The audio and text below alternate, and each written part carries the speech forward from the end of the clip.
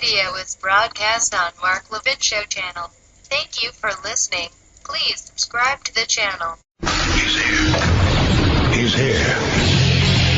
Now, broadcasting from the underground command post, deep in the bowels of a hidden bunker, somewhere under the brick and steel of a nondescript building, we've once again made contact with our leader, Mark Levin.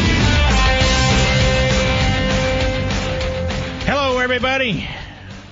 Mark Levin here. Our number, 877-381-3811, 877-381-3811. I don't know. Technology in the master ship ain't going so good, but we will march along here. A couple things I want to hit right up front. The Republican tax proposal. I think it's about 85% good, 15% not so good. So we'll take the 85%. One thing it does not do, which the Democrats are saying, it doesn't give the rich a damn thing. It doesn't give the rich a damn thing. And yet the Democrats cannot control themselves. They talk about tax cuts for the rich. How so?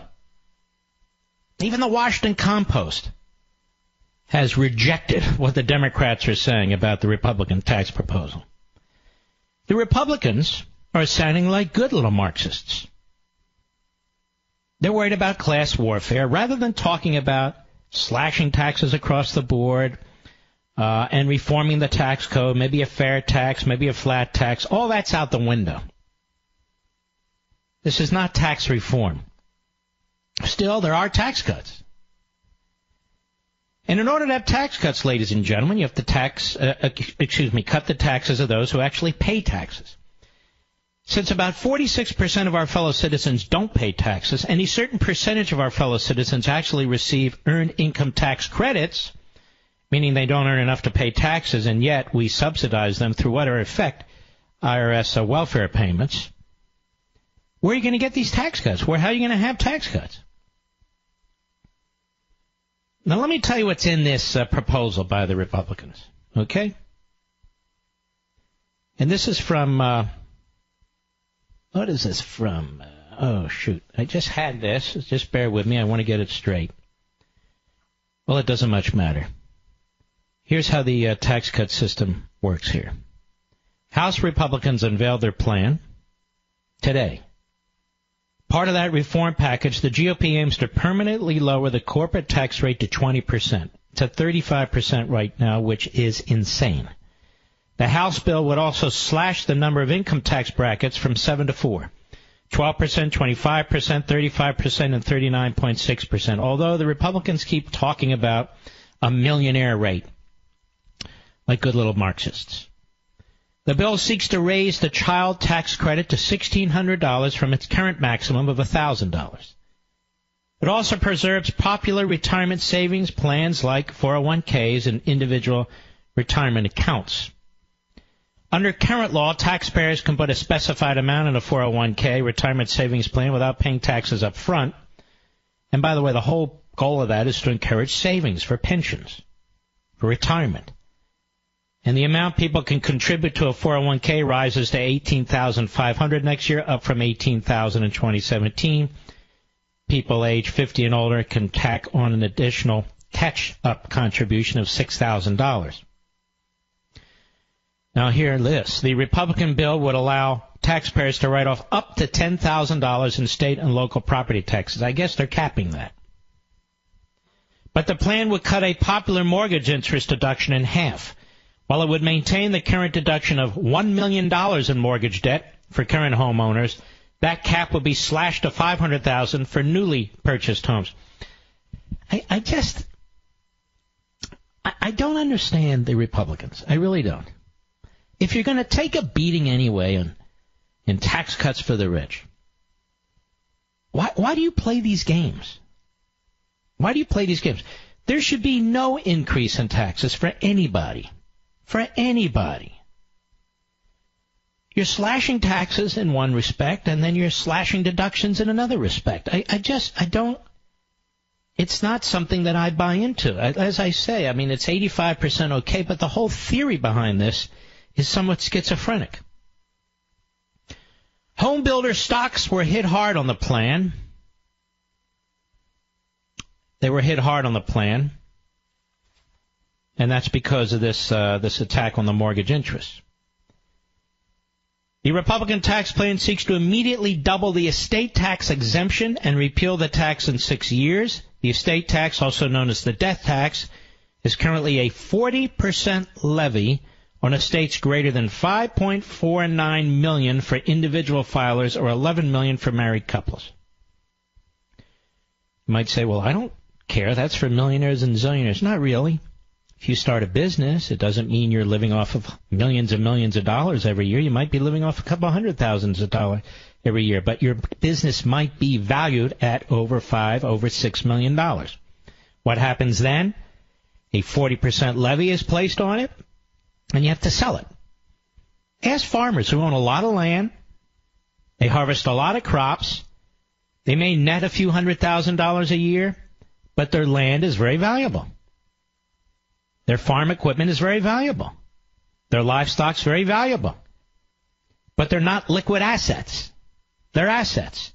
When it comes to the death tax, it doesn't matter if your assets are liquid or not. They just add up what your assets are. So if you spend a lifetime invested in building a farm or building a business and so forth and so on, it doesn't mean you're a multimillionaire if the value of your business or your farm or whatever is several millions of dollars, because you have no plan on liquidating it. And yet, when you die, if you're taxed at 40%, it's liquidated because you don't have the liquid assets, the cash, to pay the taxes, and your family gets none of it. None of it. Or some small percentage of it. So this is the right thing to do to eventually eliminate the death tax. And these are taxes that have already been paid. You earn income, you pay a federal income tax, and then you invest it. You buy land, you grow crops, and then they say, okay, he's dead. Now let's take 40% of what he has. That's just not right when a family or a husband or a wife, a father or a mother, when they spend their entire lives to build a career, to build a business, to build a farm, whatever it is, and then they have to get rid of it and give their money, significant parts of their money, to the government that doles it out to somebody else. It's not right. It's not just. The bill also proposes a reduction in taxes for companies with international earnings in an attempt to encourage U.S. corporations to bring back some of the trillions in profits overseas. The Republican plan would cut the tax of this foreign earned income to 12% for cash and 5% for non-cash. And we've talked about this before. We're the only major country, the only industrialized country on the face of the earth that double taxes. So if you're a business overseas, you're an American-based business, but you earn monies overseas from foreign sales to other citizens, other governments, and so forth, those governments tax you. And when you bring the money back to the United States, we tax you too. It's a double taxation.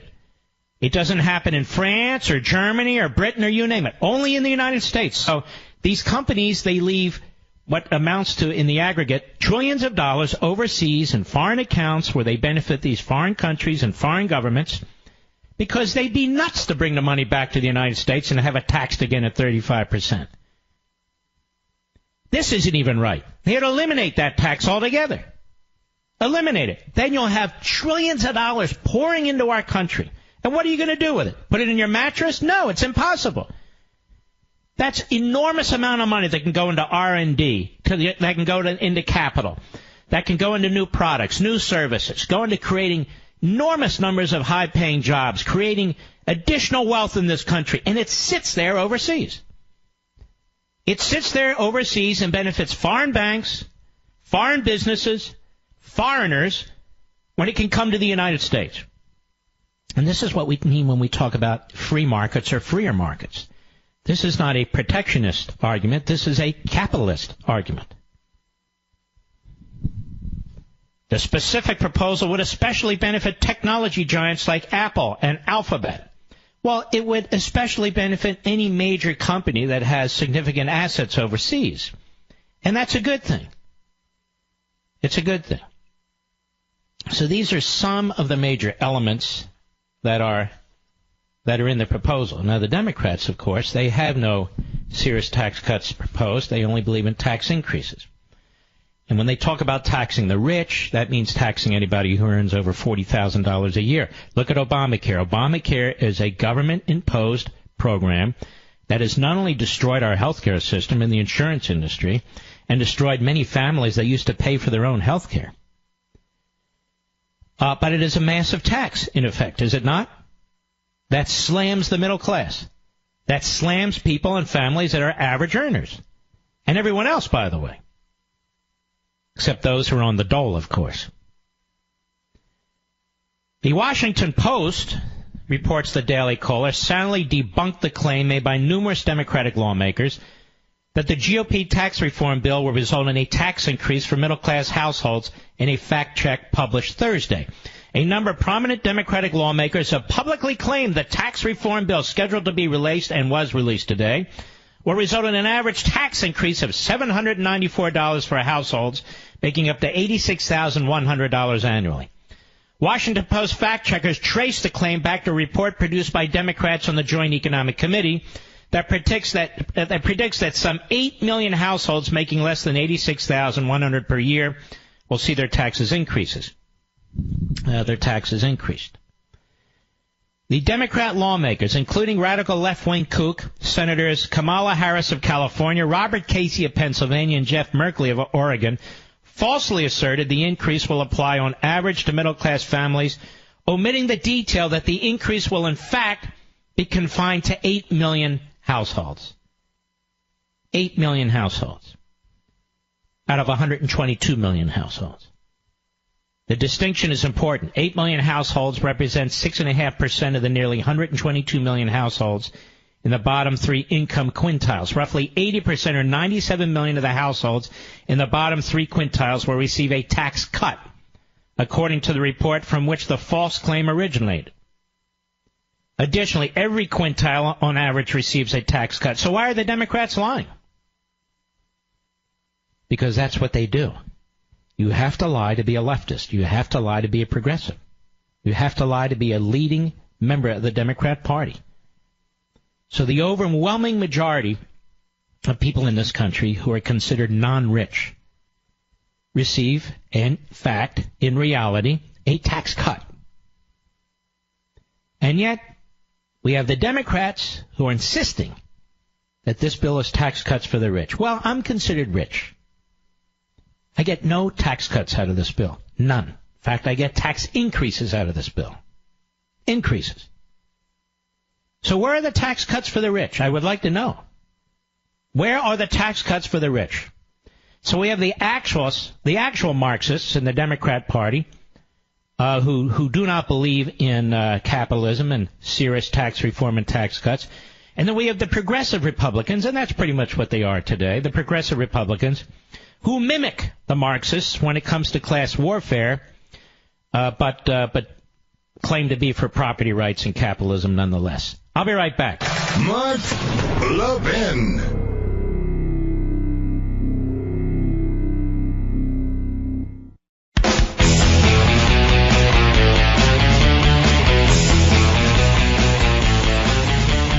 You know, two of the things that jump out on this Republican tax proposal to me, and they're all supported by, Americans for Tax Reform and who else? My buddy Kudlow, my buddy Moore, and so forth and so on. But the property tax deduction is capped at $10,000. That's going to catch a lot of people who aren't rich completely off guard, including, by the way, farmers.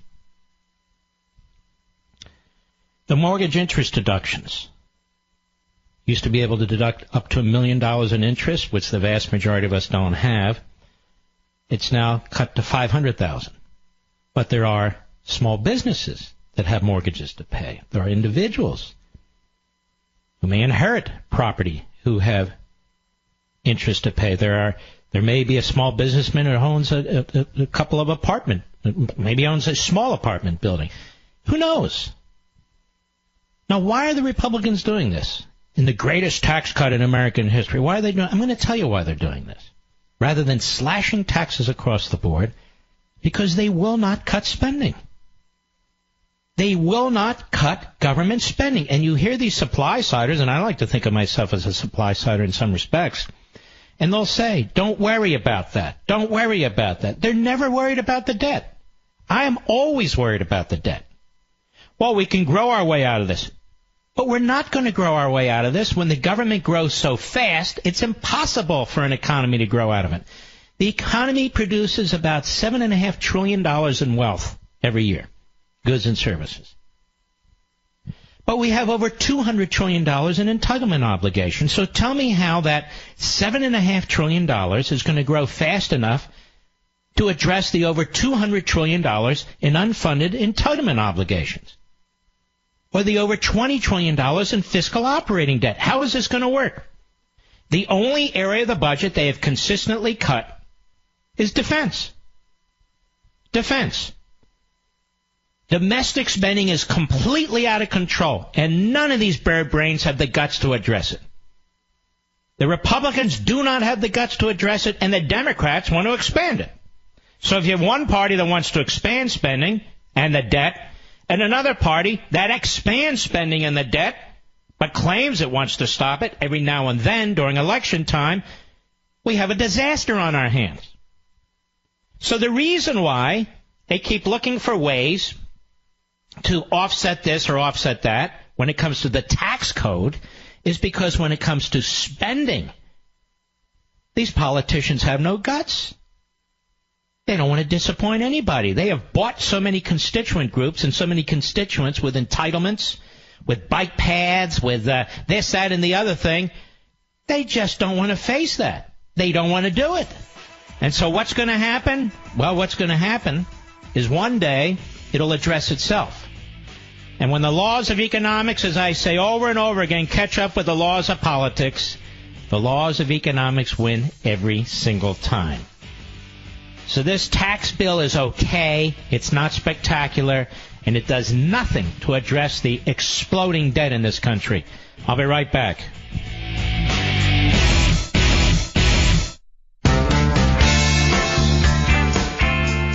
Mark Levin, radio's principled patriot. Call in now at 877-381-3811. You know, one of the arguments, those who wish to ignore the uranium scandal, the Uranium One scandal, is that, well, look, this uranium had never left the United States. They have no problem with the fact that the Russians control 20% of America's uranium. They say, what's a big deal? It's never left the United States. Well, the man who's been on top of this story, day in and day out, one bombshell after the other, is John Solomon of The Hill and his colleague Allison Spahn. And John Solomon's in great demand, so we're glad to have him. John Solomon, how are you, my friend? Oh, my pleasure, Mark. Thanks for the interest in the story. Tell us what's going on now.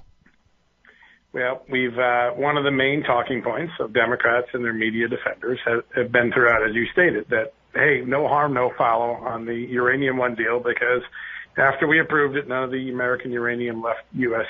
soil. And the fact of the matter is, that's the story they've had for 7 years, but the truth is the NRC documents that we saw showed that Uranium One, under the control of Rosatom, the Russian state-owned nuclear agency, was allowed through a backdoor channel, a third party's contract, to export some of the uranium they pulled from American soil. They sent it to Canada, and then apparently the Canadian company sent some of that uranium on to Europe for sure, and it looks like maybe Asia as well. And so the entire storyline that we kept all this Russian-owned uranium in the United States is no longer valid. And when you look at the larger picture, this decision was made even though the FBI knew the Russian company was engaged in bribery. It was made even though everybody found out that Hillary and Bill made a lot of money on the sidelines from people interested in the deal. And it was made despite concerns in the United States that giving Russia a monopoly on uranium would come back one day to haunt us as a strategic national security concern. So I think there's a lot of good questions that have been raised, and we'll see if Congress gets the answers.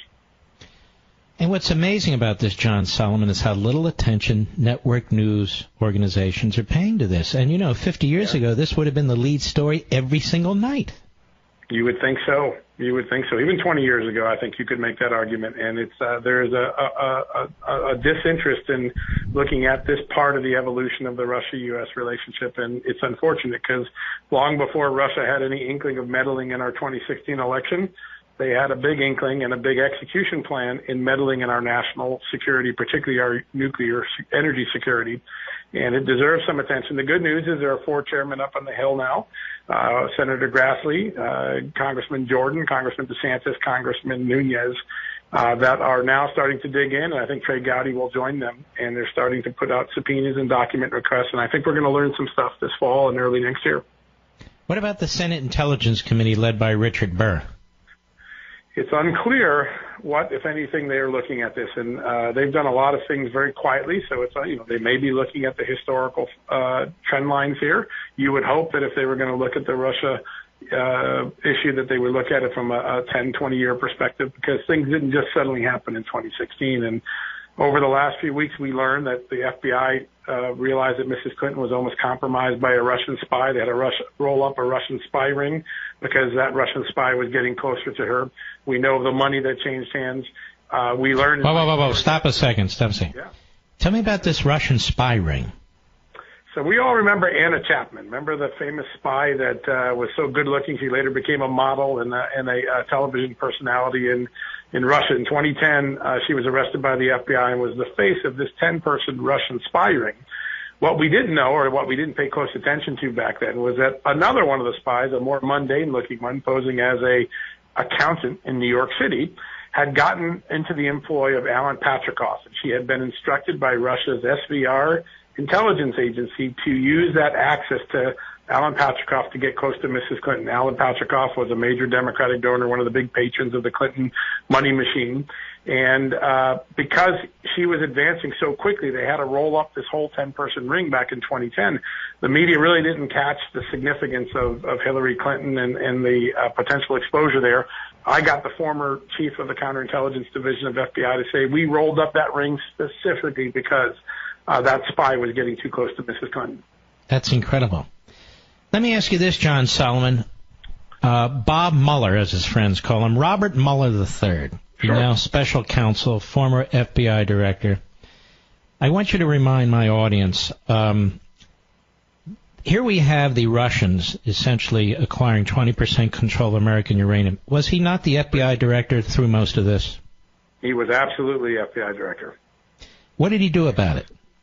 Well, that is a great question. Now, our reporting indicates that he was briefed, and early on, like before the CFIUS decision was made or before many other valuable decisions that were made. Everybody's focused just on the Uranium One approval, but Barack Obama took Rosatom off the restricted exports list.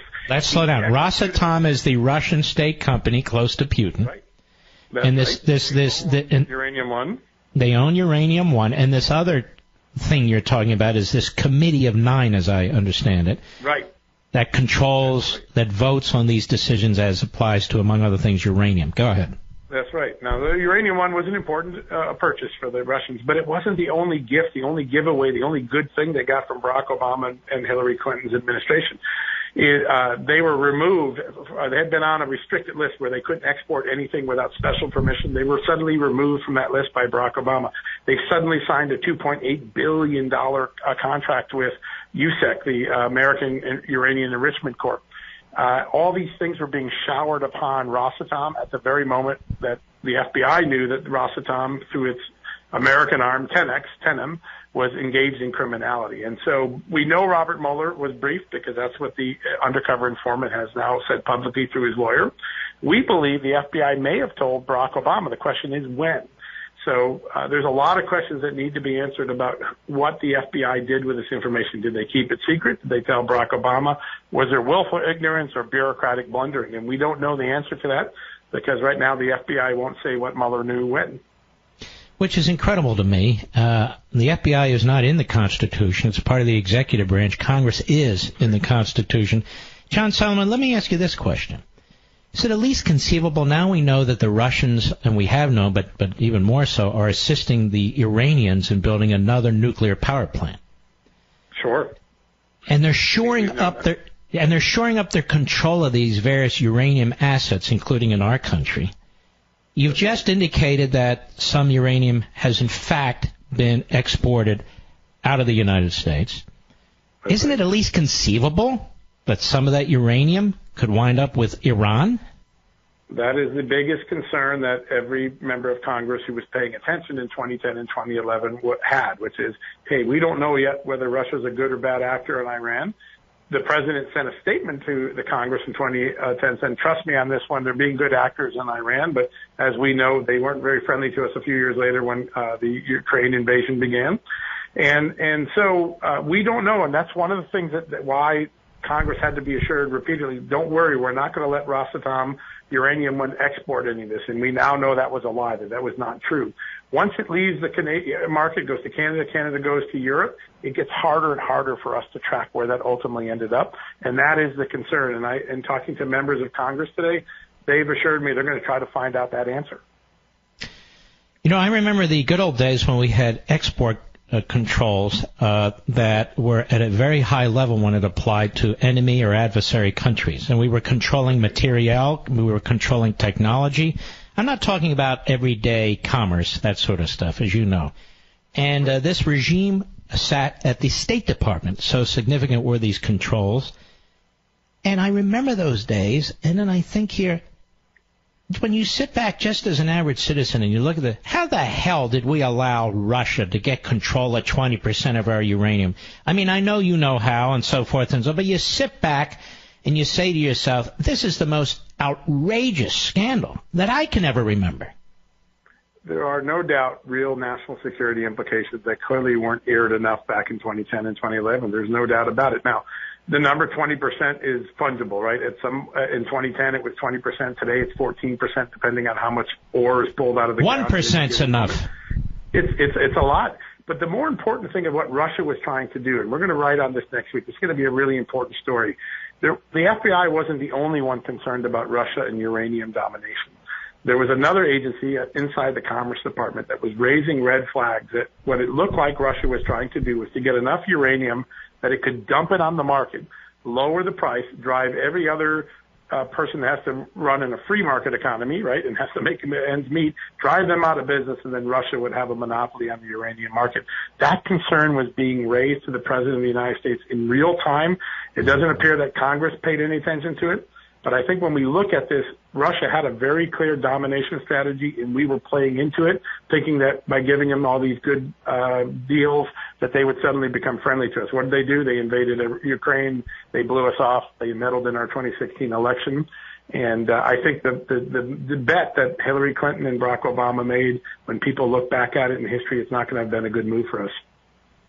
Well, I want to thank you for your reporting. I'm glad you're keeping at it. And just look over your shoulder every now and then. That's all. That's good advice. Thanks, Mark. All right, John Solomon. God bless.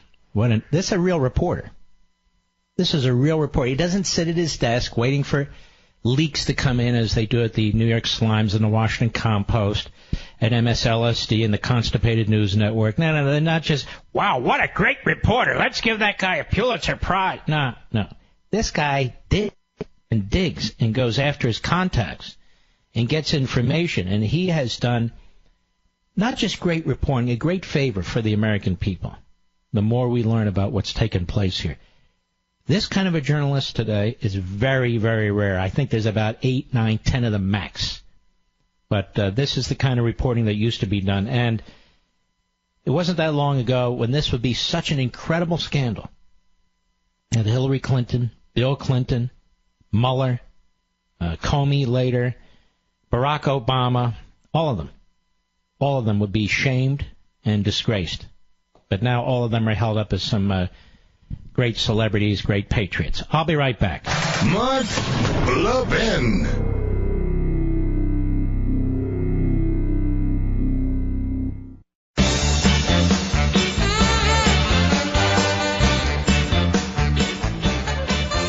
By the way, footnote, Robert Spencer who's been chasing down jihadis for decades, he asks a very interesting question. What if Home Depot had refused to rent a truck to Sayfullo Saipov, the subhuman barbarian who slaughtered those 8 people in New York? What if Home Depot said, no, we're not renting you a truck? They would have been sued, wouldn't they?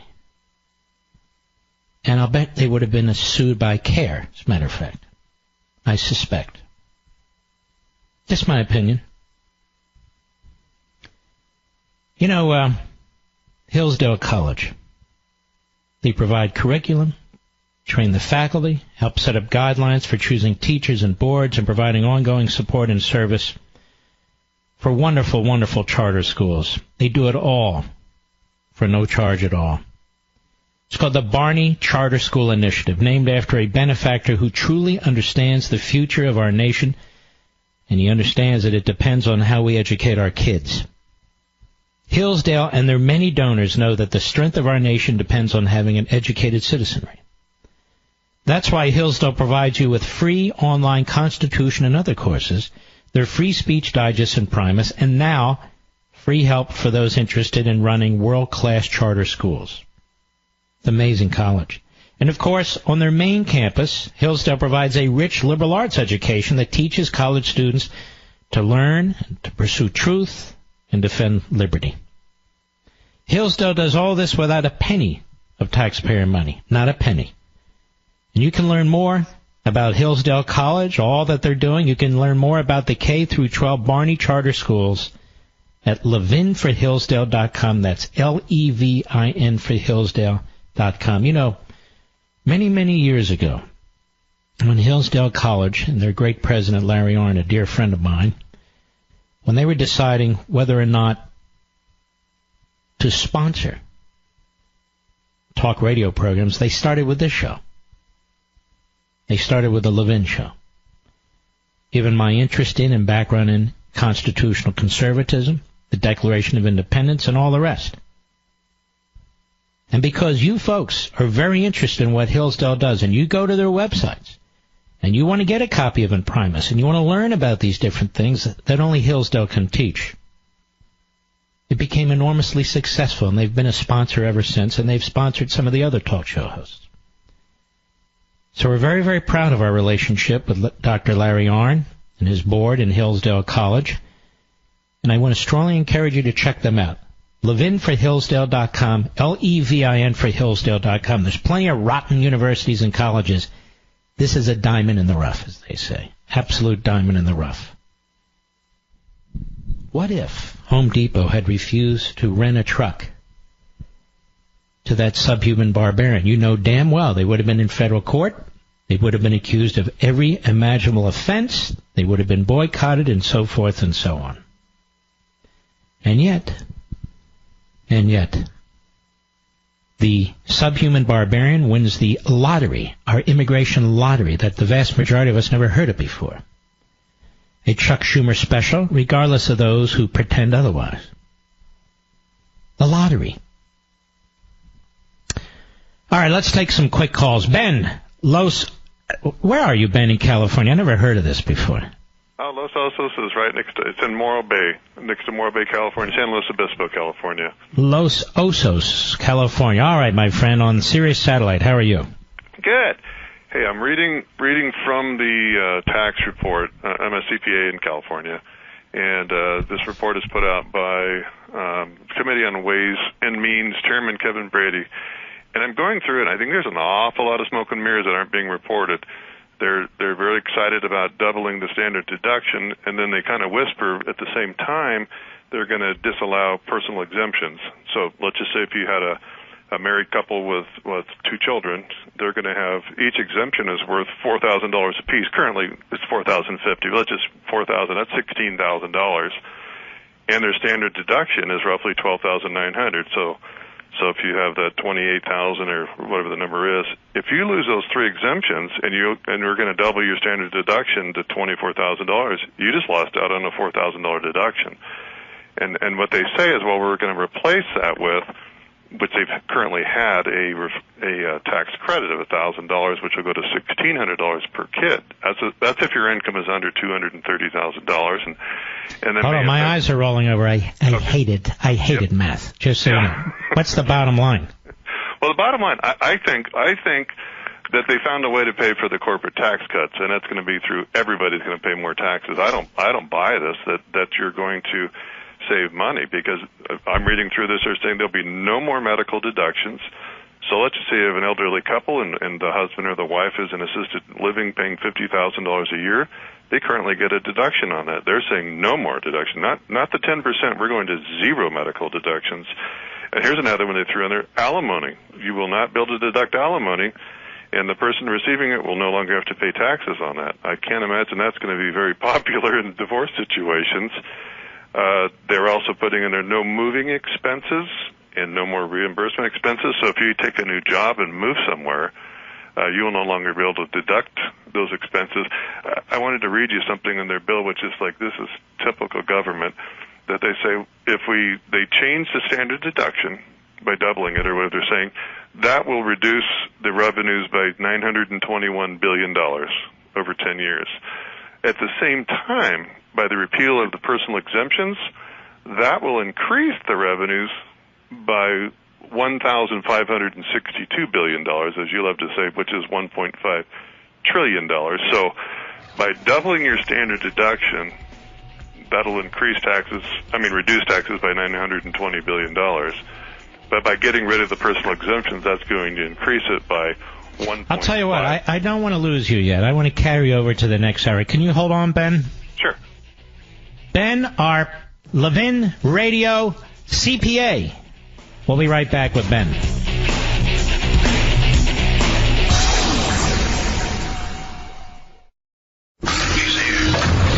He's here. Now, broadcasting from the underground command post, deep in the bowels of a hidden bunker, somewhere under the brick and steel of a nondescript building, we've once again made contact with our leader, Mark Levin. Hello, everybody. Mark Levin here. Our number, 877-381-3811, 877-381-3811. We're covering a lot of territory tonight. I want to get back to Ben, Los Osos, California, on Sirius Satellite, a CPA. Ben, what you're telling me is they're giving with one hand and taking with another, and taking a lot with another, correct? That's the way I'm reading it, because I was going down the list, and there's another one that the sale of the This is the Republican tax plan. Go ahead. Yeah, and this is from the House Ways, prepared by House Ways and Means Committee majority tax staff is what it says. But where they're taking away your medical deductions, I just keep seeing how all these different people are going to get hurt, and they talk about changing the brackets, but they forgot to mention there's also a 10% tax bracket that is from $0 to $18,550 for a married couple. Well, that's going to start at 12%. So you're going to well, I understand that, because they're taking even more people off the rolls. So these so-called truly poor income earners are going to pay zero. Well, and that's doubling what they're already paying, I think. So of zero. But the other one they're doing too is sale of a primary residence. So it currently, if you own a house 2 out of 5 years and you have a gain, you can have up to $250,000 a piece and not have to worry about paying taxes on that, which is, it's been nice for a lot of people that have had, That's been in place for like 30 years. Well, that one I think came out in the 1990s. It used to be the $125,000 rule, but what is really amazing about that, how they always like to tax you on your gains, but we have if you lose money, you only get to write off $3,000 a year for the rest of your life, and that's been $3,000 probably since the 1970s. But if you have a gain, they want to tax you on it. Well, they want to change that 2 out of 5 years to 5 out of 8 years, so you'll have to live in that house five years. And I know a lot of people laugh saying that doesn't affect them, but there's a lot of people in the country that it does. And so I'm thinking that if you're going to want to tax the gain, or not allow them to sell it in time, that's not fair to limit the $3,000 loss. But the other one that's for working families is they want to repeal in that bill. It says the dependent care expenses, so people can currently have $5,000 a year withheld from their pay, and that's not taxable. And if you have a cap, slow down. Explain that a little more slowly. Okay. many people have employers that will offer them what's called a Section 125 or cafeteria plan. And you can have different expenses like unreimbursed medical expenses pulled out pre-tax, and then you put in for reimbursement and you can get those back. And it'll save you taxes, and that's one area it looks like that's going to go to zero also. But there's another area that a lot of younger families use, and that's dependent care credit. So instead of taking the credit, they can have up to $5,000 a year withheld from their pay, and they submit reimbursement expenses, and they get that money paid for. Now, let me ask you this. Where are all the rich tax cuts that we keep hearing about from the Democrats? Well, right. They're not.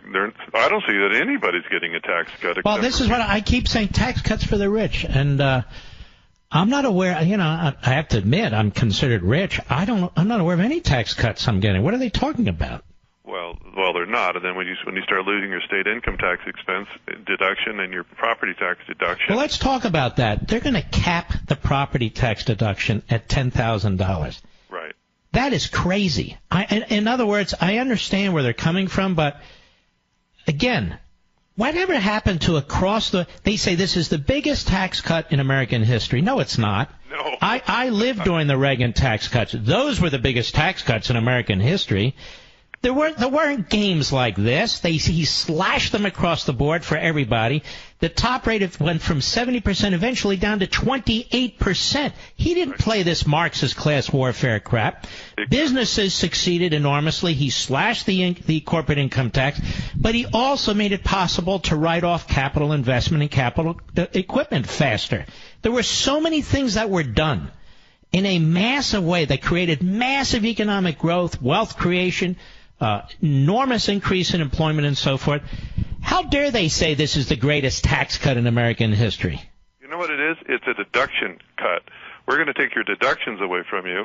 We're going to reduce your rate just a little tiny bit, but we're going to take away a lot of your deductions. So when you watch my right hand, I'm going to slap you with the left hand, and I'm going to take your deductions away from you. You're going to pay more taxes. Because, one other thing I wanted to mention is there's one called a casualty loss. And let's just say your house burns down to the ground and you don't have insurance and I lose $300,000, I have to pay for it, or I'm robbed and someone loses a bunch of money.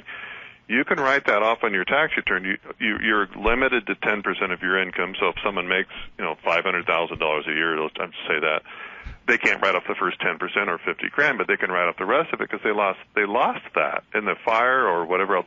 That's listed to go away. We're not going to let you write off your losses. And it's like, wow, they're also trying to take away encouragement. You can't have HSA accounts. I thought this was they're taking away things. Health savings accounts. Yeah, so if they want to replace Obamacare, supposedly health savings accounts are a fantastic way to go. In the bill, they're getting rid of them. It's everything I'm reading about this. I am so disgusted with the Republican Party that Nancy Pelosi might as well have written this stuff for them because this is insanity. And what we're seeing on the property taxes, I was laughing. The Republicans came out today as I'm listening to them saying, you know what this will do? This will get states like California to lower their state income tax. I thought, that is about the stupidest comment I've ever heard of. Really? Go meet Jerry Brown and all the kooks in Sacramento and see that they're going to lower our tax rates. They just raised our gas tax yesterday 20 cents a gallon and diesel 25 cents a gallon. And we're going to raise your DMV rates, too. And so that's going to help us? It's like, this is crazy. So it won't make them lower our tax rates. And so the states are raping us, and the federal is lying to us. It's like we're going to pay for the corporate tax rates with everybody else's money. And so it's not a tax cut to me. It's a deduction cut is what they should call it. So they're reducing rates but eliminating deductions. Right. And I think their goal is, which a lot of people, I'm a tax preparer, so people are like, oh, you're fighting for your job. Well, whatever. But they need to be aware of those. If the goal is to get a nice flat tax rate. Well, but remember, the individual income tax rate started in 1916 at 1%. Mm-hmm. Yeah, they promised President Coolidge it would never affect it would only affect the top 5% earners. And that Congress promised that, and the rate would never go above 1%. Well, now we see what a bunch of nonsense it is. It's completely, out of control rates, and it's affecting more and more people, and the phase out. And even though they're doing all this, which you're right is disgraceful. I thought maybe we were getting 85% of what we want. Now that I've listened to you, that's clearly not the case. The Democrats are still playing class warfare, like the rich are getting away with. And I'm sitting here, and what exactly are the rich getting away with? Well, I'm not sure what they're getting away with, but I think that the corporations, I don't know. I'm not trying. I'm pro corporation. I have no problem with the corporate cuts. What's bothering me here, they will not cut government. And so what they're focused on is we're concerned about revenue, so we'll cut here, we'll take here. The rich, and they're even been flirting with this millionaires tax, which is about as Marxist as it can get. And I'm listening to all this stuff. I'm saying they never talk about cutting government. So they really don't want the revenue to reduce. They want to increase the revenue. They're going to increase the debt. They're going to increase the annual deficits, and they will not cut domestic spending. There's nothing that they want to do about domestic spending. It's just how do we take more from you, and we'll figure out other ways to spend it. But there's no talk. Like I said, this whole bill doesn't talk, but it's amazing. They have all kinds of exemptions. They're talking about professional stadiums that they'll let they'll give them some breaks, and there's kind of. I read somewhere that sports owners who want new stadiums are going to actually get hurt by this bill. A lot of the federal subsidies are going to go away. You don't see that?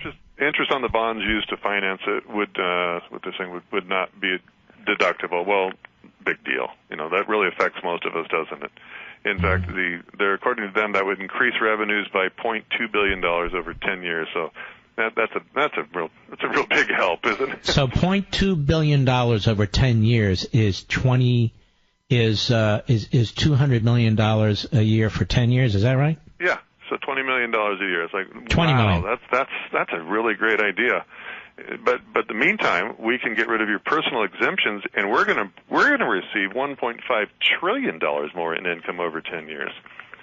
So that's what the common people are going to be paying. Because people need to realize on that is that when you make over about $300,000 a year, you're paying alternative minimum tax, which supposedly they're going to repeal that. We'll be believing it. But a lot of people don't get that exemption deduction. It is people under probably $350,000 a year that need the personal exemptions.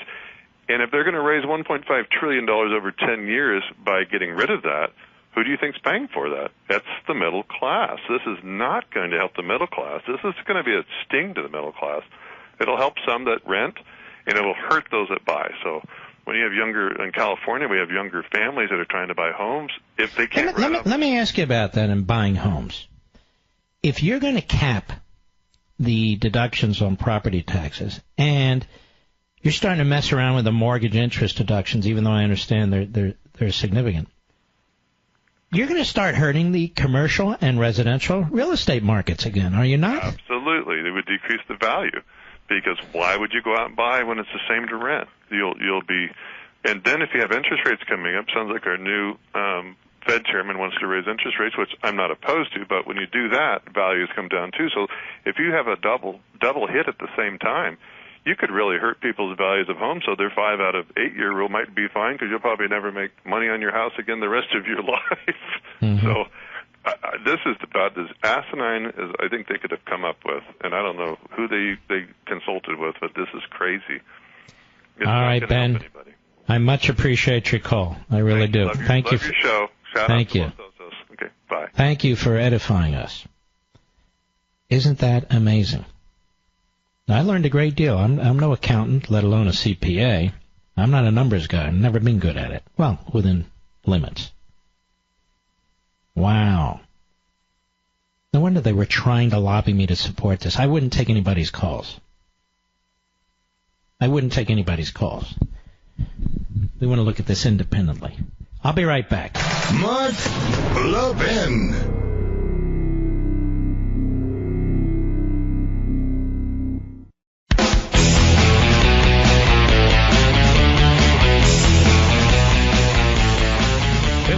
Accountant Todd, Flint, Michigan, Sirius Satellite. How are you, sir? Hey, Mark, how are you? Great to be on the show. Hey, I am an accountant. I'm a CPA. I'm in Flint, Michigan. I'm very frustrated by this, at least what this proposal appears to be. And I've told people for years that it really doesn't matter who's in office, Republican or Democrat. It's always a shell game. It's moved the tax rate for a deduction. replace the ordinary tax with the alternative minimum tax. It's more complicated now than it ever has been. For all the talk of simplicity, talk from both sides over the years that we need it to be simpler. Every time that gets said, it gets worse. Mm-hmm. And I'm a huge fan of your Liberty Amendments book. The one thing that I would change is I would argue in favor of a sales tax versus an income tax. All right, let me slow you down a second, because I put in there that either is fine with me. But that said, you agree with Ben, the prior caller from the CPA from California, that they take a lot of these common and important deductions away for many families in this country? Are you talking about the proposed law or under a sales tax? I'm talking about what the Republicans are proposing. Yeah. Again, it's the shell game. It's the tell people you're giving them a tax break and because the rate is lower, make it effectively not really any different because the deductions are different. It's a shell game. It always has been a shell game. The income tax system has been a shell game for my entire life. I'm 50. All right, my friend. Appreciate your call. Let's go to Rick, Rockford, Illinois, listening to the great WROK. Rick, a truck driver friend. How are you, sir? Hi, Mark. Thanks for taking my call. Boy, your last two callers were great. That's exactly what it is, a shell game. I'll give you a real-world example. I'm a truck driver. I make in the upper 60s. I work for a company, so I'm not self-employed. I'm losing the personal deduction of $4,000, or personal exemption of $4,000, and I'm losing all of my per-day travel expenses, which has been $63 per day that I'm on the road as an over-the-road truck driver. I lose that, and it gets replaced with a $12,000 deduction. My net, after losing the state sales tax deduction, the state income tax deduction, and losing the HSA, the tax deduction for the HSA account, I'm going to be in the hole $2,000. At least $2,000, my taxes are going up. And I'm just a truck driver making, like I said, upper 60s. That's it. And I'm very, very disappointed in it. I wouldn't mind paying more in taxes if we had real, substantive tax reform. That would be that would be ideal. Then I wouldn't mind it. I don't mind paying, quote, my fair share. But with what's going on here, no way. This is not a good plan at all. What's the point of all this? Getting a tax deduction. Rick, what do you think the point of all this is? I don't know. I'm sure it helps some people, but like your last caller said, I think it's a shell game. You're moving from one area to another. I don't see how we're reducing anybody, making a significant gain in tax. See, I think a couple of things are going on here. Tell me if you agree or disagree. I think a couple of things are going on here. Number one, the President of the United States, rightly, from a political perspective, wants a victory because the Republicans are dysfunctional and they haven't delivered him any legislation that he can sign to advance his campaign promises. And so at least he keeps saying this is the biggest tax cut in American history. That is simply false.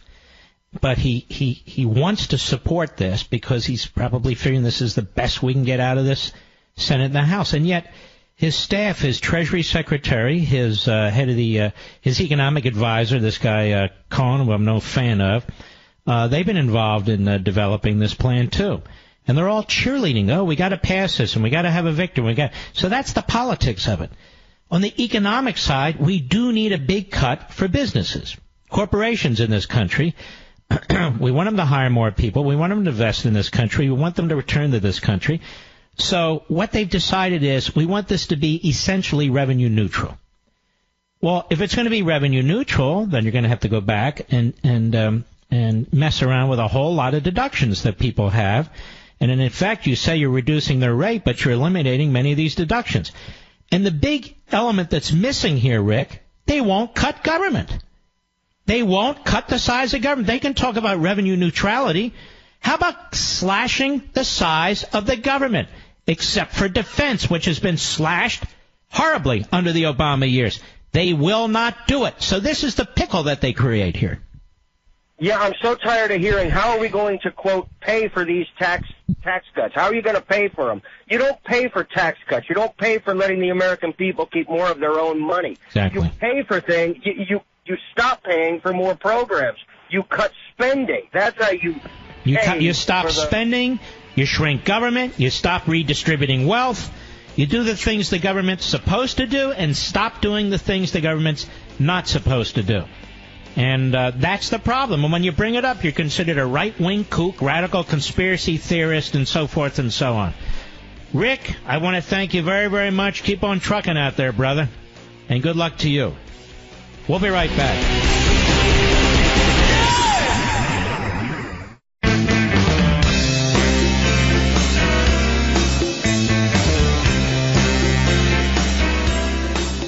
Mark Levin, the conscience of conservatism. Call Mark now at 877-381-3811. Somebody call my buddy Teddy. Linda, you're out there. Wake up, Teddy. It's the 10-day Geneseo warehouse clearance event. Now, it's the last week. Hello? It's the last week that Chamonix will double your Geneseo order absolutely free. Geneseo is a natural plant stem cell treatment with advanced peptides for those annoying bags and puffiness under the eyes. And with its Geneseo immediate effects, you'll see amazing results in less than 12 hours. Call now for double your order of Geneseo for free. And if you don't see results, you don't pay. Geneseo comes with a 100%, no questions asked, 60-day money-back guarantee. Let me repeat that. Geneseo comes with a 100%, no questions asked, 60-day money-back guarantee. Gets better. Call now for a 2-month supply of the legendary Deep Firming Serum, also free. And call quickly. In the next 20 minutes, you'll get a free 2-month supply of Esotique RF, Chamonix's legendary wrinkle treatment, free. Now, ladies and gentlemen, that's 4 free gifts. Call 800-SKIN-604, 800-SKIN-604, or visit Geneseo.com. Double your Geneseo order. Get the Deep Firming Serum and Esotique free for a limited time. Order now and get a surprise luxury gift also free. 800-SKIN-604, 800-SKIN-604.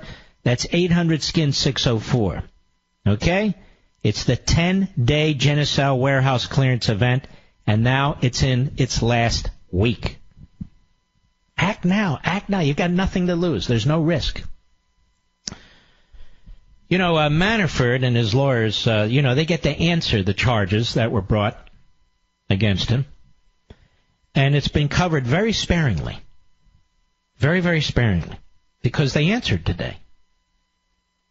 The Associated Press had a very, weak story, very weak coverage of the Manafort response. Here's the title, just to give you an example of where they're coming from, because they want to keep getting leaks from Mueller and his staff, you see. Manafort attacks special counsel's case as embellished. No, Manafort is responding to the case. That's what you do. It's America. You actually get to lay out your response and defend yourself. So in the court filing today, attorneys for Paul Manafort defended him as a successful international political consultant who, by nature of his work on behalf of foreign political parties, was necessarily involved in international financial transactions. They say Manafort, who led Trump's campaign for several months last year, has done nothing wrong and doesn't pose a risk of fleeing the country. Now, it's amazing. He's under house arrest because they think he might flee the country. They should put Hillary under house arrest because I'm concerned she'll flee the country, given all the dirt that she's been involved in. Both men appeared in federal court, as you well know. Judge ruled that they would remain on home confinement and electronic monitoring, at least through the weekend. Electronic monitoring, this is, by the way, an Obama judge. Mass murderers don't get treated like this. Attorneys for Manafort, 68, and Gates, 45, are asking U.S. District Judge Amy Berman Jackson to release them while they await trial. And by the way, that's rather typical, saying the bonds are enough to ensure they show up for court. Millions and millions of dollars in bonds. The judge said she would take up the matter again at a hearing next Monday. Let's see. Prosecutors disclosed additional details about the wealth and international connections of Hillary and Bill Clinton. Manafort and Gates in a court filing Tuesday, as you know. The prosecutors note that Manafort has provided widely different accounts of his assets in the past few years. So here, this is an article ostensibly about what the defense is saying, and they keep repeating what the prosecution says, right? I'm just showing you. Manafort has 3 passports. And prosecutors say that in March he registered a phone and an email account using an alias. Is that illegal, by the way? Just curious. He then used that phone to travel to China, Mexico, and Ecuador. The court filings do not say what alias he used, and I'm trying to figure out what crime he committed in doing that. In a response today, Manafort's attorney Kevin Downing countered that the passports are in his client's name and noted that though it may be surprising to some, it's perfectly permissible to have more than one American passport. He dismissed the allegation that Manafort was a flight risk, saying his client has traveled abroad and returned to the U.S., all while being well aware that he was under federal investigation and faced a possible criminal indictment. Downing also denied that Manafort was involved in any criminal activity related to his Ukrainian work. All funds that went through offshore bank accounts were from legal sources, he said, and he's addressing this money laundering allegation. And by the way, the prosecutor in their indictment did not explain how the funds were criminally obtained. Says Manafort was not trying to conceal his assets, noting that funds originating in the Ukraine and going through Cyprus ultimately came to the United States. Obviously, international funds entering the U.S. banking system or going to U.S. vendors are traceable and subject to U.S. process, Downing said. Manafort's lawyer goes without saying that in an international scheme to conceal assets, individuals generally move them offshore, not onshore, into the United States. The defense lawyers also challenged the inclusion in the indictment of allegations that Manafort failed to register as a foreign agent with the Justice Department. Remember, Andy McCarthy and I had this discussion a few days ago. We are not aware of any cases, and if there are, they're minimal, where people are actually charged for not registering as a foreign agent. The government basically tells them, get on with it and register. The Justice Department, they said, has brought only 6 criminal prosecutions under the statute since 1966 and secured only 1 conviction during that period. 6 cases like this have brought in half a century with 1 conviction. 1 conviction. And I guarantee you nobody's talking about this today but me. Nobody's talking about this today but me because nobody wants to be associated with this. I'm not associated with this. I'm just calling balls and strikes here. Just calling balls and strikes. In a separate filing, Gates' attorney, Shanlin Wu, said his client is not a flight risk, poses no danger to the community, does not need to be confined to his home to ensure he won't flee. Are these men going to be confined to their homes for 5 years? Litigation like this can go on for 5 years. Are they going to be confined to their homes with electronic devices on their ankles or on their wrists for 5 years? Am I the only one who's a civil libertarian around here who's concerned about this? If they're guilty, fine, throw the book at them. But don't chain them, in essence. Describing Gates as a devoted husband and very involved father, Wu asked that the judge allow his client to travel domestically as well as abroad so he can maintain his current consulting clients and attract new ones. I mean, they do have to pay their legal bills. Without the ability to travel, he won't be able to support his wife and children, who range in the age from 6 to 14 years old, Wu said. It's unthinkable that he would abandon his family, close friends, and local community to flee to some other country, even in the face of these unproven allegations, Wu wrote. Listen to this one. Today, Mr. Mueller filed court papers seeking to restrain Manafort from selling, drawing on, or transferring a life insurance policy. They're seeking to seize the policy, saying they believe it is the proceeds of criminal conduct. That's not what they're seeking to do. They want to bankrupt him. And they want to make it almost impossible for him to pay his lawyers. And then they want his lawyers to be sweating it out because they're not getting paid. You understand what I'm saying? The idea that they would go after an insurance policy really is grotesque, absolutely grotesque. And so they're going to drain his resources. They're going to drain his resources by ramping up the expenses he has to be paying for his lawyers. I'll bet he's paying $1,000 an hour. He's got no effective regular source of income. They won't let them leave their homes. They won't let them travel throughout the United States, let alone the world. These are men who conduct their business internationally, whether we like it or not. They're consultants. They're lobbyists. If you stop them from being consultants and lobbyists, if you do not allow them to leave their homes, if you're going after their assets on the claim that all the assets are ill-gotten, just the claim without the proof, if you're going after his insurance policy, where he's probably trying to sell his insurance policy to pay his legal bills, now you understand what I'm talking about when we talk about a completely out-of-control special counsel, a man who was the director of the Federal Bureau of Investigation when virtually all of this was said to have taken place from 2006 to 2014. He was the director of the FBI from 2001 to 2013. And somehow, these crimes of the century that were being committed escaped the FBI director throughout his career. Escaped the Obama IRS. Escaped the Obama Justice Department. Escaped the Obama United States Attorney for Washington, D.C. Just escaped them. And despite all these allegations, ladies and gentlemen, what did I say the other day? Where are the charges for tax evasion? Now that I've brought them up, they may bring them. They may be bogus. But you would have thought they would have been in the first list of charges. Because one of the bases they're arguing for money laundering is to conceal these assets in banks.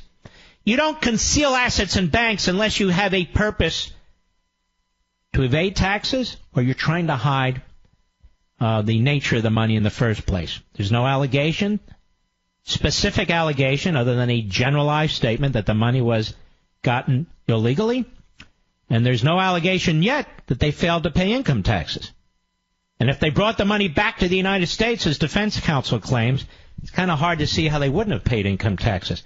These bank records are available, ladies and gentlemen. The IRS can get them anytime they want, pretty much. And the banks are not going to fight it. This is routine federal investigative activity, getting bank account records, whether they're foreign bank accounts or domestic bank accounts, getting tax records. You don't have to have guns drawn, break into a guy's house at 6 a.m. when he and his wife are in bed to get this information. You don't have to do that. And you would think in the first list of indictments, if you're going to lay out a case against an American citizen, then lay it out. You're going to come back with tax evasion? You're going to amend your complaint? Anyway, this aspect of going after the insurance policy really is telling. Most of this is telling as far as I'm concerned. We'll be right back. Mark Levin.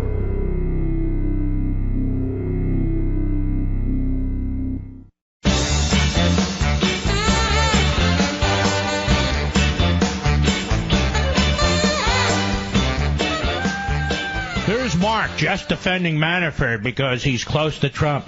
I don't know Manafort. And I don't even know if they're close anymore. It has nothing to do with it. Zero to do with it.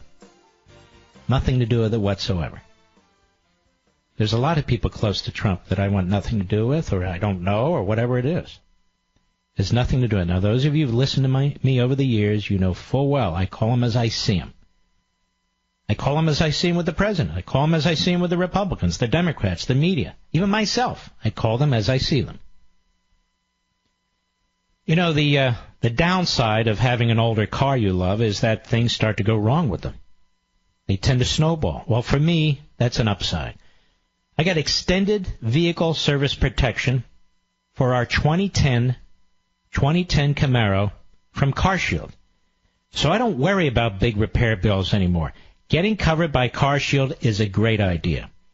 It's affordable protection that can save you thousands for a covered repair. A new fuel pump Well, that can cost over $500, and replacing a water pump's over $1,000. CarShield even has plans that cover your car's computer, GPS, electronics, and more. CarShield's the ultimate in extended vehicle coverage, and they get your favorite mechanic or dealership paid directly. How many times have you've been told by an insurance company or some service that they'll reimburse you? You don't want to be reimbursed. They should pay them directly. That's common sense. So sign up today and get 24/7 roadside assistance and a rental car while yours is in the shop. Save yourself from high repair bills. Get covered by CarShield like I did before something goes wrong. Call 800-CAR-6100, 800-CAR-6100. Make sure you mention Levin, code Levin, and you'll save 10%. Or visit CarShield.com. That's CarShield.com. Use code Levin, Levin, and you'll also save 10%. That's CarShield.com, code Levin. A deductible may apply. It is a great, great protection service. It really is. Now we have another gentleman by the name of Carter Page. And he began his testimony before the House Intelligence Committee, blasting the committee, particularly Adam Schiff. The way they have used this Russian dossier, paid for by the Hillary Clinton campaign, paid for by the DNC, washed through this Democrat law firm, Perkins Coie, and this bagman, if you will, this lawyer, Mark Elias, who then paid for Fusion GPS not to do what's that organization, that conservative, not to do what the Free Beacon was doing, just basic opposition research. No. They hired an ex-British spy who in turn used, among others, Kremlin assets to write this 35-page smear, which was then given to the FBI, pushed out to the media, given to members of Congress like John McCain, who in turn gave it to the FBI. And it has allegations against this guy, Carter Page, another guy I never met, another guy I don't know, allegations against him, and he says it's all crap. It's all BS. And they had to have used this dossier, this 35-page smear job, at least in part, if not in whole, to get that FISA warrant. Because among others who were surveilled as a result of that FISA warrant was Mr. Carter Page. This guy's been begging to testify before Congress. Apparently, he finally did. And he had particularly harsh words to say about Mr. Schiff. He was a volunteer for the Trump campaign, and he ran an energy investment firm in New York. He worked for Merrill Lynch in Moscow in the 2000s. And he called Mr. Schiff's and other Democrats' dossier, quoting, as extensive misinformation. Extensive misinformation. Who knows if he'll be charged by Mr. Mueller? Maybe he will be, maybe he won't be. But he's desperately trying to defend himself in the court of public opinion, which is where the Democrats do most of their damage, quite frankly.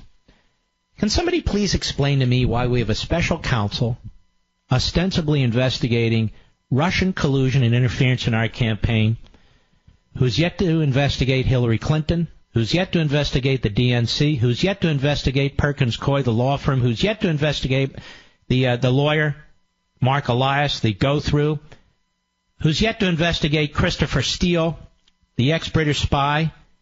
Can somebody please tell me, the special counsel's out there chasing money deals that were done in 2006 where the statute of limitations already ran. When he was FBI director, thanks to him, the statute of limitations already ran. Tell me why he doesn't include the kinds of information that are right in front of his face. Tell me why he doesn't get involved in the Uranium One situation.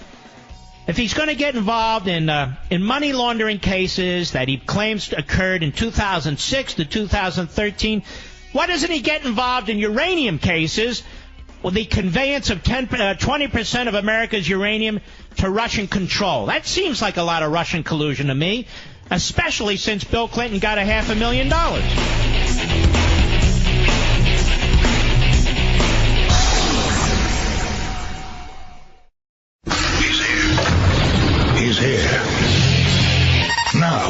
Broadcasting from the underground command post, deep in the bowels of a hidden bunker, somewhere under the brick and steel of a nondescript building, we've once again made contact with our leader, Mark Levin.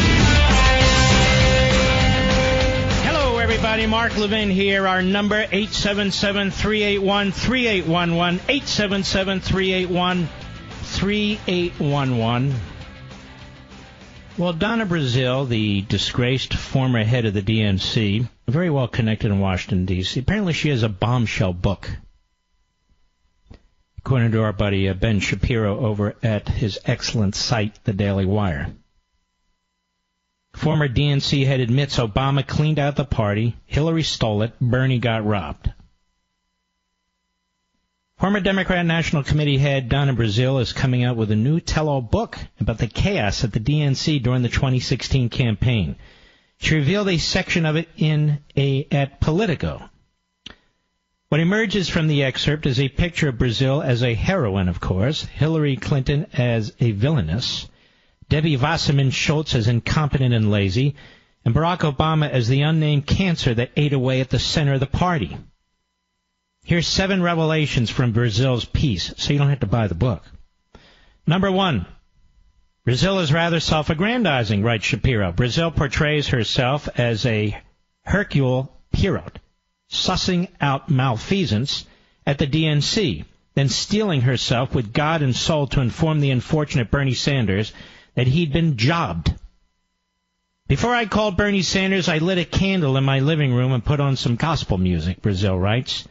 I wanted to center myself for what I knew would be an emotional phone call. This comes from the same lady who leaked debate questions to Hillary Clinton to disadvantage Sanders. I mean, what a fake. Number 2, Wasserman Schultz was a disaster who turned over the party to Hillary. Here's Brazile, quote, my predecessor, Florida Representative Debbie Wasserman Schultz, had not been the most active chair in fundraising at a time when President Barack Obama's neglect had left the party in significant debt. As Hillary's campaign gained momentum, she resolved the party's debt and put it on a starvation diet. It had become dependent on her campaign for survival, for which she expected to wield control of its operations. So according to Brazile, Wasserman Schultz outsourced all operations of the party to Hillary's headquarters in 2015, long before the start of the primaries. Number 3, Obama cleaned out the party. Brazile writes that by the time she'll be called a racist if she's not. Oh, maybe not. Brazile writes that by the time she took over, the Democratic Party was broke and $2 million in debt. According to Brazile, Obama left the party $24 million in debt. Hey, sort of like the country. And his campaign wouldn't pay off the debt until election year. Furthermore, Wasserman Schultz had grown staff and allowed the DNC to pick up the check for Obama consultants. Number 4, Hillary ran the party. Hillary used the debt to pick up power. They pledged to fill in the funding gap for the DNC so long as they got to run operations. Gary Gensler, chief financial officer for the Hillary campaign, apparently described the party as fully under the control of Hillary's campaign, which seemed to confirm the suspicions of the Bernie camp. The campaign had the DNC on life support, giving it money every month to meet its basic expenses, while the campaign was using the party as a fundraising clearinghouse. Number 5. Hillary essentially laundered campaign money through the DNC. Hillary raised an enormous amount of money for the DNC, but virtually all the money went to Hillary's campaign. Hey, what happened to spread the wealth? Less than half of 1% of all money Hillary raised from her fundraisers went to the states, Brazile explains. She wrote, when the Politico story described this arrangement as essentially money laundering for the Clinton campaign, Hillary's people were outraged at being accused of doing something shady. Bernie's people were angry for their own reasons, saying this was part of a calculated strategy to throw the nomination to Hillary. Well, that Bernie really is a bright bulb and a sharp tack, isn't he, ladies and gentlemen? For an old-time red. Number 6, Bernie got jobbed. The party ran as an adjunct to the Hillary campaign long before the primaries, meaning that Bernie was at a severe disadvantage. Well, it didn't help that he was a commie. Bernie admits as much. Quote, the funding arrangement with HFA and the Victory Fund, that agreement was not illegal, but it sure looked unethical. If the fight had been fair, one campaign would not have control of the party before the voters had decided which one they wanted to lead. Now, I must say, Bernie Sanders is not a Democrat. And now all of a sudden he's whining like a stuck pig. Bernie Sanders is not a Democrat. Now, he shifted to being a Democrat during the primary and then shifted out of it again.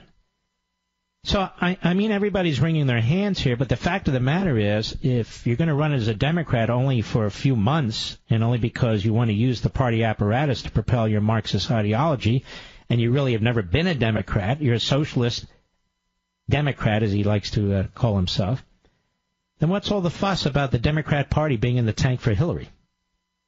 Just saying. Number 7, Brazil and everyone else sees Bernie as the future of the party. He's the future of a party he doesn't even belong to officially? That's fascinating.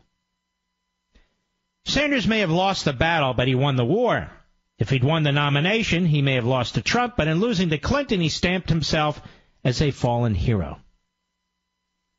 Now he looks like an anti-corruption fighter who was willing to take the hit in order to defeat Trump, since Brazil writes that he was a good soldier even after finding out the DNC cheated him. Isn't his wife under investigation by the FBI? We didn't even need a special counsel for that. Just the FBI and the U.S. Attorney's Office. Just wanted to mention that to have a complete or a more complete story of the great late Bernie Sanders, the corruption fighter. And, of course, he was really screwed by a party who he wanted to use to propel his Marxism. And Shapiro ends, the Democratic Party is in disarray thanks to all the same players the media cheered incessantly for years, but that means that the power in the party is now located at Ben & Jerry's in Vermont. We can only hope. That would be a good thing, right? The party cheated Bernie. It cheated Bernie. Well, he wasn't a Democrat for most of his, vast majority of his political career. Doesn't matter. The party cheated Bernie. And then Bernie became a Democrat for the purpose of getting the party cheated Bernie. And Bernie's the future of the Democrat Party, so Marxism is the future. Look, this guy's an old red. Let's stop playing games. You want to talk about Russian connections? This idiot and his adorable wife, they honeymooned in Moscow. What the hell is there to see in Moscow? He honeymooned in Moscow. To see the sights. You know, the communist sights. The great statue of Stalin and Lenin. Look at that. Look at that, honey. Look at that. Anyway, let's move along. Let's go to Cindy in Sykesville, Maryland. The great WMAL. Go.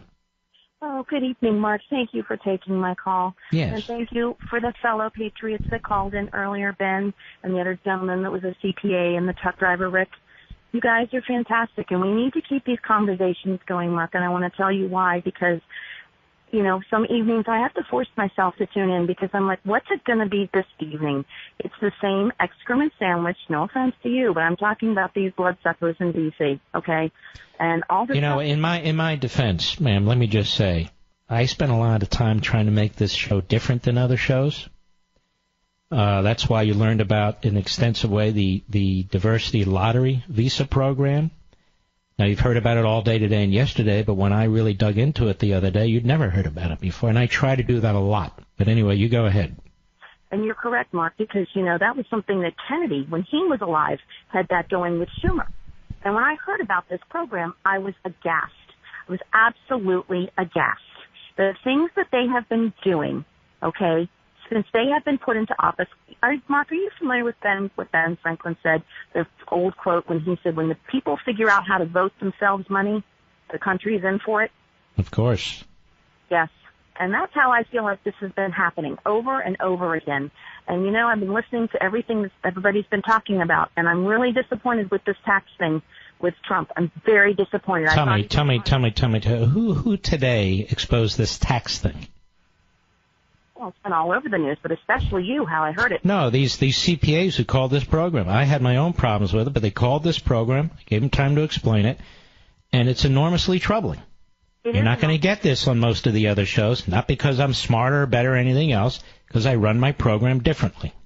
Absolutely, and I wish, Mark, I'd tell people about you No. I'm not looking for help. I'm just explaining it in terms of your original comment. All right, Cindy, it's a very good call, and I much appreciate it. Jack, Spring Valley, New York, Sirius Satellite, go.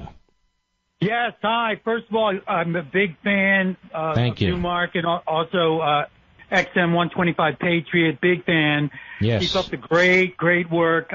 Second of all, you asked a while ago, why somebody tell you why Robert Mueller isn't investigating the big stuff, the meaningful stuff that needs to be investigated. And the answer is, as plain as the nose on our faces, that he's tied up in the whole pattern of wrongdoing. Both him he's certainly tied up in the uranium problem. No question about that. That's exactly the point. Is that how can you have a person who kept Congress in the dark about Russian extortion and bribery to gain their way into America's uranium and national security through bribing the Clintons and the Clinton Foundation? How can you have that same man investigating Russia in the U.S.? It's absolutely a preposterous cover-up, and the fact that that Jeff Sessions and the Republicans in Congress are allowing this to go on for 1 second further. Okay, Jeff Sessions recused himself, so he's not going to do a damn thing about it. Well, but you know what? This is a different subject matter, and you know, this is open. It's open. Which one are we talking about? The uranium issue? Yes, absolutely. It's a different subject matter. No, that's right. You can interpret his recusal. No. His recusal has nothing to do with that particular scandal. Exactly. So. All right, sir. Thank you for your call. We've said all this. I'm getting a headache. No offense. We've already said all this. And I'll be right back. Mark Levin.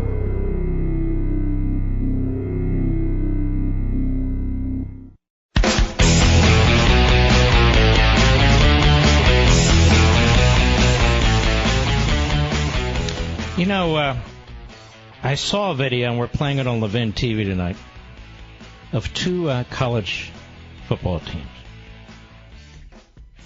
Hamilton and Trinity colleges. And the players are lined up on either side of the field. And the national anthem is to be played, but the speaker system failed, Mr. Producer. You know what these players did? They spontaneously began singing the national anthem.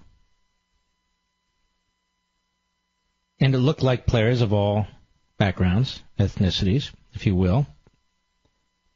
Not one of them took a knee. Not one of them. They're not millionaires, they're students. They don't receive commercial contracts to promote, various forms of athletic wear or shoes and so forth. Many of them have student loans. I'm sure they feel that certain respects, the system, the world has been harsh on them or unequal or whatever. But they're patriotic Americans. That sound system failed, and they sang the national anthem. There are no NFL owners. There's no NFL commissioner involved. There's no players union. Just good old American students and football players. Old school, if you will. There's a lot of great things going on in this country that, for the most part, don't involve politics and government. Don't involve professional football, Hollywood, the media. And they go on in this country in so many ways it's impossible to count. Infinite number of ways. Americans being kind to Americans. Americans defending Americans. happy families, healthy family units, people who know which bathroom to use, which shower to use. Men and women all over this country who work hard every day, they pay their taxes, they try and comply with the law, and they try and live a good life. The nation is filled with Americans, with American citizens who conduct themselves this way. We're surrounded by them. But because television, and unfortunately, too many cases in radio, and even the new media, social media, because they push an agenda, which is largely an anti-civil society agenda, an anti-founding principles agenda, an anti-family agenda, an anti-faith agenda. Day in and day out, we hear depressing, frustrating, negative, bleak stories about our country and our fellow Americans. This is a great country. I'm not talking about what's happened with the federal government. That's a separate issue. This is a great country. It is a great society. It is a great culture. And so when football players who have benefited from this country, this society, and this culture disrespect the national anthem, which is representative of the people of this country, or disrespect the flag, which is representative of the people of this country, not the government, the people of this country, it is a smear of the people of this country. Absolutely and unequivocally. And I don't care how they try and twist the tail. And what's happening as a result is the NFL is losing money. The players will soon see that trickle down to their contracts as they will begin to lose money. They won't get paid what they want to be paid, what they demand to be paid. It's not going to happen. Sports that respect the American people will be respected by the American people. Businesses that respect the American people will be respected by the American people. The others will not be, and they will die a slow death. Some faster than others, but they will die a slow death. Because the American people, we are a great people. We're different than other people. I'm not talking about religion, skin, and all the rest of it. Heart and soul and mind. We're different. We don't like to be pushed to conformity. We're individualists. We don't like our liberty tampered with. We don't like our founding documents shredded. We love our military. We love our police. I'll be right back.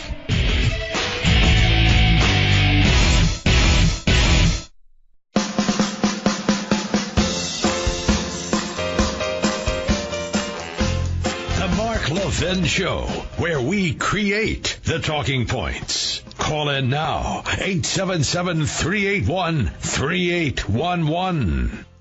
Life is stressful, isn't it? Even worse, when the IRS is after you for back taxes, you may not think you owe it. They think you do. You agonize when they'll show up, seize your bank account, put a lien on your home, or garnish your wages, right? It was even worse for Lori. Lori was engaged, but knew bringing $25,000 of IRS debt into the marriage was no way to start her new life. So Lori did something really smart. She called the pros at Optima Tax Relief. Optima stepped between Lori and the IRS, analyzed her case, and uncovered some game-changing facts that allowed them to settle her case in her favor. When Optima told Lori that her IRS problems were over, she called it the happiest call of her life, and her wedding was back on. Look, Optima has resolved over $500 million in tax debt for their clients and are A+ rated with the Better Business Bureau. Getting your life back starts the moment you call Optima for your free consultation. I've been telling you this for years. Don't get stressed. Take action. Call their toll-free number, 800-499-6300, 800-499-6300. That's 800-499-6300. Now, Mr. Mueller's office is leaking again, and they're leaking that not only are they investigating Tony Podesta, but they might be investigating one of his partners, another lobbyist by the name of Vin Weber, a former Republican of long ago and of long time. He was a Republican for a long time. I'm honestly scratching my head. If these men should be investigated, I got it. We have all over the country United States attorneys. They are the federal prosecutors in each district that's set up by Congress. There's one, as an example, for the District of Columbia. Some states have multiple USAs. Some have one, like Alabama, as an example, has a U.S. attorney for the entire state, as do other states. But the point is, this is the kind of thing that federal prosecutors, United States attorneys' offices, or the Public Integrity Section of the Criminal Division of the Justice Department, that's what they're supposed to be doing day in and day out on a regular basis, right? We have a special counsel who's supposed to be investigating collusion between Russia and whomever, who's chasing down what appears to be, quote-unquote, money laundering schemes, quote-unquote, tax schemes, quote-unquote, false statements, quote-unquote, whatever it is. Garden variety crimes. And remember, everybody's innocent until they're proven guilty. Everybody's innocent until they're proven guilty, although you wouldn't know it by watching TV. So as of today, Manafort is not guilty. Gates is not guilty. None of these, all these other people are not guilty. They may not wind up that way, but that's where they are today. You have Manafort who's given a $10 million bond. Now, typically what that means is you give 10% of it, or whatever percentage the judge decided. And if you skip bond, that is, let's say you leave the country, you're in the hole for $10 million. The guy has family here. Apparently his grandchildren here. They have an electric tracking device on the guy. And he's not allowed to leave his home. Now, I don't care what you think about Trump or Manafort or this one or that one. That is extraordinary. They are trying to put a hold on his insurance policy because they, the prosecutors, the special counsel, is concerned he might try and cash it out. And because we're sure his insurance policy was bought with proceeds from criminal activity, we want to put a freeze on that. They haven't proven a damn thing yet. How's the guy supposed to pay his lawyers? Again, I don't know Manafort. I'm not a special pleader for the guy. I'm looking at this as a referee. I really am. So it will appear we have a special counsel who's focused on lobbyists. I don't know where Mike Flynn's going to fit in here. Former General Patriot Mike Flynn. Another man who's absolutely innocent because he hasn't been convicted of anything. I don't know the future, as you well know. I don't know these juries. I don't know all this. As of today, I do know. As of today, I do know. So you're going to charge him with failing to file as a foreign agent, too? He's been charged 6 times in half a century. 1 time has there been a conviction. And I might add, it's a misdemeanor crime. It's a misdemeanor. Illegal aliens who pour across the border, what are we told over and over again? It's just a misdemeanor. What's the big deal? It's a misdemeanor. A misdemeanor. What's the misdemeanor? But here it's the crime of the century. And we're to believe that at least 2 of these men, Gates and Manafort, committed felonies in order to be found out as committing misdemeanors, which are never charged. Or that they were laundering money to avoid paying taxes. They were tax evaders, yet they've never been charged with tax evasion. Maybe that'll come. I don't know. I'm just telling you as it is today. I don't know what tomorrow holds. It's quite bizarre. It's quite bizarre. They had these foreign accounts. And you see Money went through these foreign accounts for the purpose of hiding the source of the money. Hiding the source of the money? You only commit a crime when you're hiding the source of criminally obtained money. For instance, if you have $10,000 and you want to put it in a foreign account, then bring it in a domestic account, give it to this bank, and then another bank, and then this bank, and perfectly legal. Look at that. He's laundering money. You can't launder money unless the underlying asset, the money itself, was criminally acquired. And we know nothing from this indictment, this very, very political, publicity-laced indictment where the money came from that was illegal, or how it was illegal.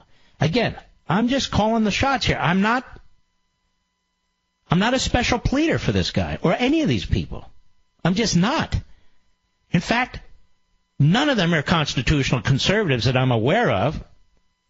You know, they're apparatchiks. They're lobbyists. They're consultants. They're K Street type guys. Means nothing to me, but what does mean something to me is justice. Is justice. And I often think about the average citizen out there, how they can get caught up in these things, right? Somebody accuses you of something, next thing you know, they're at your door.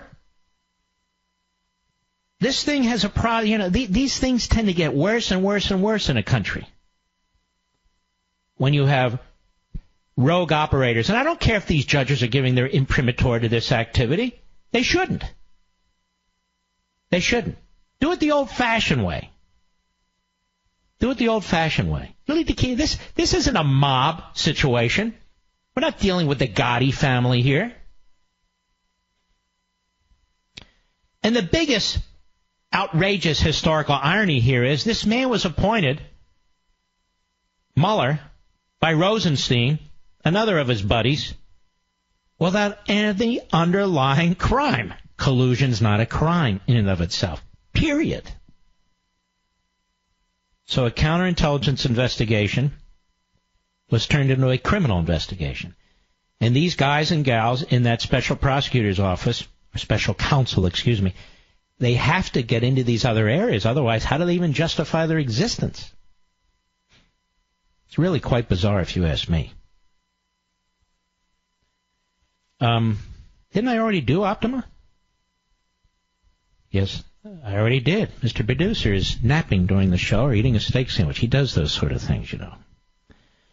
All right, let's take some calls here. Full board.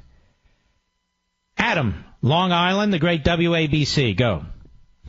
Oh, good evening, Mark. God bless you, man. I'm a big fan of yours. Thank you. You too.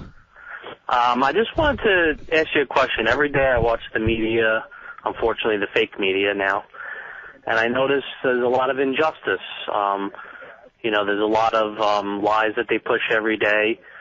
And I guess my main question is the Republicans always scream about getting to the bottom of different scandals.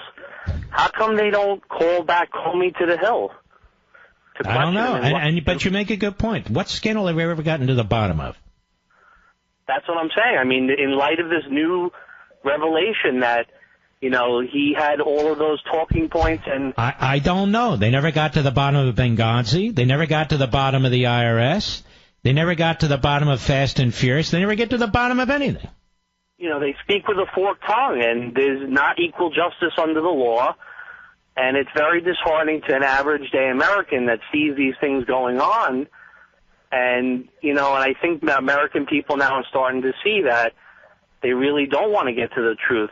They were more outraged at President Trump than they were with anything that President Obama ever did. The media hate Trump. That's the bottom. They hate Trump. They despise him. They want him impeached. They want him thrown in prison. They'd love even more if he was in Guantanamo Bay. They hate the man. And you can hear the old frauds coming out. Tom Brokaw, Dan Rather, when they chase down Nixon, they feel like they're impotent because they can't seem to chase down Trump, and they're very upset about the way Trump's taking on the media. The media in this country, and I've talked about it for a long, long time, the media in this country have abused the freedom of press under the First Amendment. They pretend they're protecting. They're not protecting it. They're destroying it. Trump isn't destroying it. They're destroying it because they're not media. They're not, in that sense, they're not journalists. They're not reporters. They know they're not. They know their friends are Democrats. They know their friends are liberals. They know exactly what they're doing. All right, Adam, I greatly appreciate your call, my friend. We'll be right back. Mark Levin.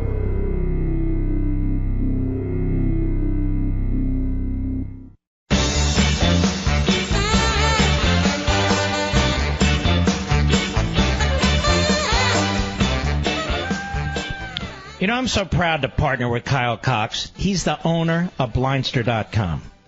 And I love his entrepreneurial spirit. I love letting you know about the best quality products from independent businesses like Blindster.com. By the way, that's BlindsTER.com. Blindster.com is the only company I endorse for custom blinds, shades, and shutters. You know why? Because I know you like to do things yourself and you want to save money. Kyle showed how to measure for and install custom-made, high-quality blinds myself, and I saved a bundle in the process. Kyle has a personal fit or free guarantee, too. If for any reason your blinds don't fit, even if you messed up, Blindster will make the new sizes needed for free, and you only pay shipping. And get this, when you enter promo code MARK at checkout, you'll get 40% off your entire order every time. That's promo code MARK at checkout. So why not try buying treatments for one window today and see how easy it is? It's a great idea. Buy treatments for one window today and check it out. I know you'll come back for more, just like we did.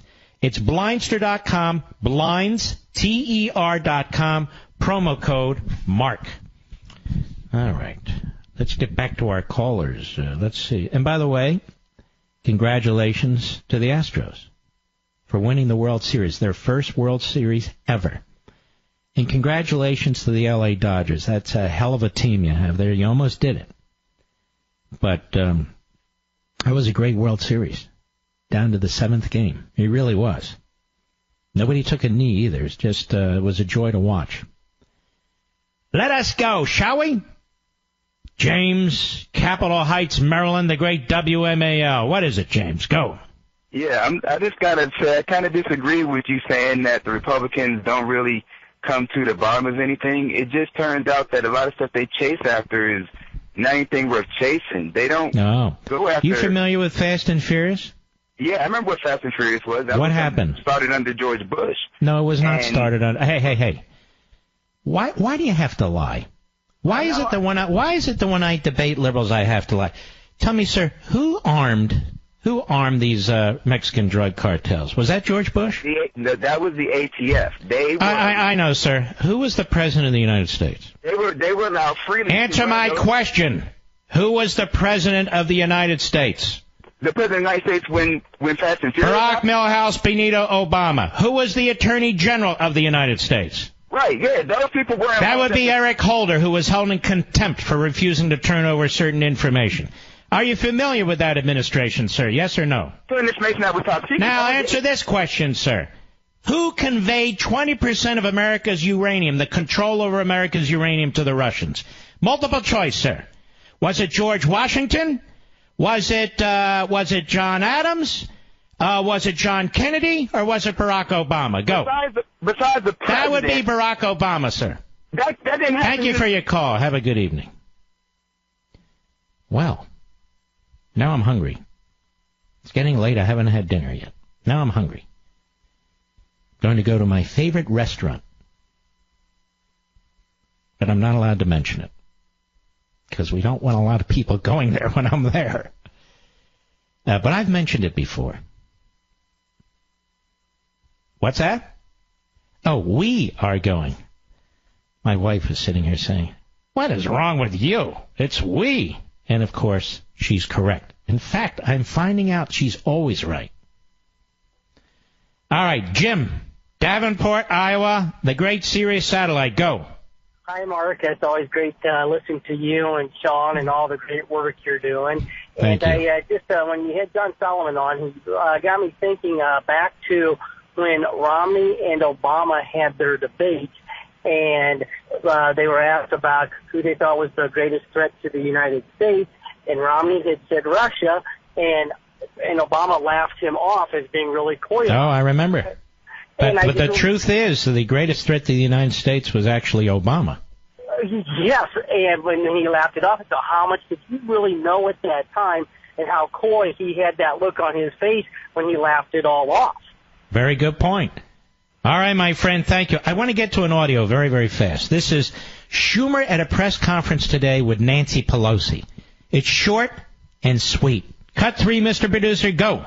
When I was in the house and Ron was in the house, we didn't have such a fancy room here. We had that little place up on the 3rd floor, which I inhabited regularly. Camera shy as he is. Don't need any add-ons here, Nance. Wow. Isn't that cool? So Schumer took a shot at the House side because apparently this room must have been really developed by Nancy.